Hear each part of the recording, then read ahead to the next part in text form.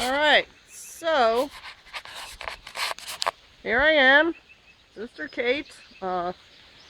This is what I'm taking today to go milk the goats. This is what it's like outside. You can see by the puddle and the ripples that it's raining. Now, you don't necessarily have to milk in the rain. We have a little shelter down the other end of the property built specifically so someone can milk goats in the rain.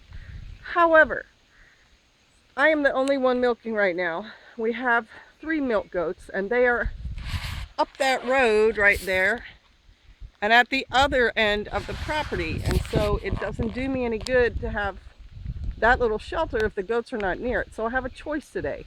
I can bring the goats down and milk them there, or I can just milk in the rain. And so there's a good chance I may do either. I'm going to kind of let the Holy Spirit guide me, but part of my video today is to show you, yeah, it's raining here. And so